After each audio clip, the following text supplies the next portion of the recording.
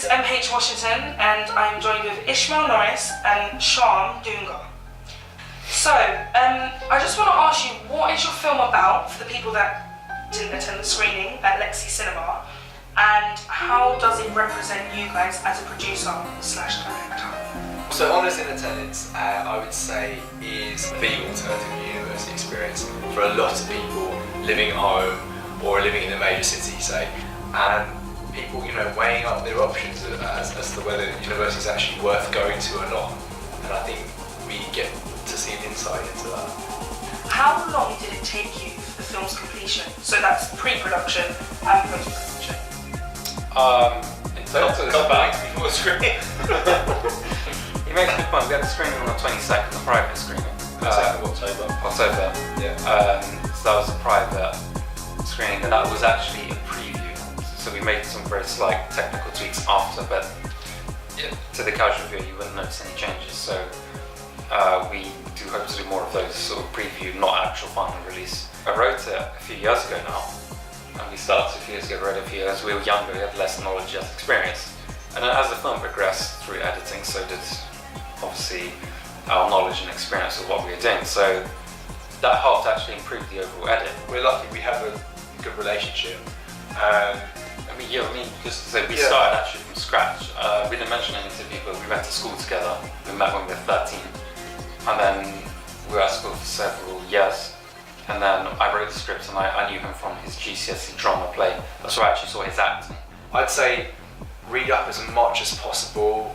We had two great books from Elliot Grove, to know budget filmmaking. Yeah, his book is very good. I'd advise everyone just to read, regardless if you want to shoot in terms of, because we shot on film, and the book was written at the time where you would shoot on film. Going back to the collaboration thing, if we came to like a sticking point where I said I want to do this way, and he said, well, we should do this way. Our discussions, regardless of the outcome, whether we went with my way or his way, our approach was also that he would give a really good reasoning as to why he thinks, and I would also do the same. It's you who's going to have to propel the project forward. Yeah. And people bought into you, your idea, and they're going to look to you at the end of the day. There's a certain responsibility there. And also, just going on with Ish, that when people do come with different ideas, you might think it's great, let's do it this way, this day, and the next day you do it a different way. But when you get to the edit and you realise the film is no longer consistent, just have the macro view of the film in your head at all times. And what I admired a lot actually in what Sharm was able to do when he was directing was how he could think of, like, intuitively or essentially on the fly, how to adapt to a situation when it doesn't go how it's been storyboarded, how it's been scripted. He always managed to improvise, find a way actually to make the scene work or pull some stuff together in his head. I don't know how he does it, because I'm like I would do the best for the project. And that sort of comes with time as well, and just the way you do and the way you present yourself to the actors. When you're in that moment, just really treat it as professionally as you can. Yeah, and even actually, it's interesting you asked about what advice we give to actors, and Ish was talking about opportunities, and we actually on the 22nd, we saw the actors, Daniel and Rick, again after quite some time.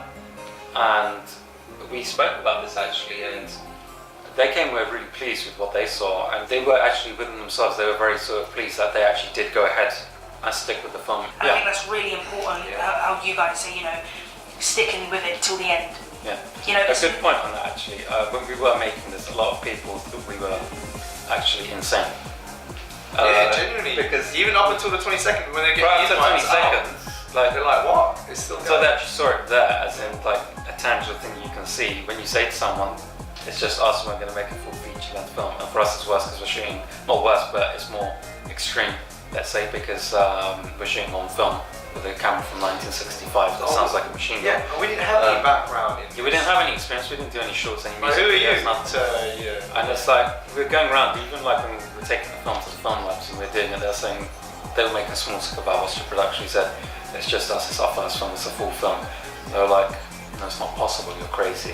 You can pop it in your CV, especially if you're shooting so much of this, like entrepreneurship, ingenuity, self-resolve, leadership, all these things we found, in different degrees on set. And you just learn so much. You learn a lot. Yeah, and there's a lot of people we met who said, well, I wouldn't do that because I don't know how to operate a camera or edit. And it's like, well, I never did it. I just bought a camera off some collector in the north of England somewhere, and he sent it to me by mail. And I opened it, and I just had to. I looked at the instructions. I just practiced with it a bit, and it's straightforward. It's the same with the editing, audio editing, and all this. I didn't have a clue. It's not something I even thought to do, but if I didn't do it, no one else is going to do it. Watching that film, it just made me feel like I'm not alone in this, you know? Yeah. And I feel like that's what I want to see. I want to see something that's real life situations that I can relate to. But thank you guys so much. Thank Well, you. thank you. you.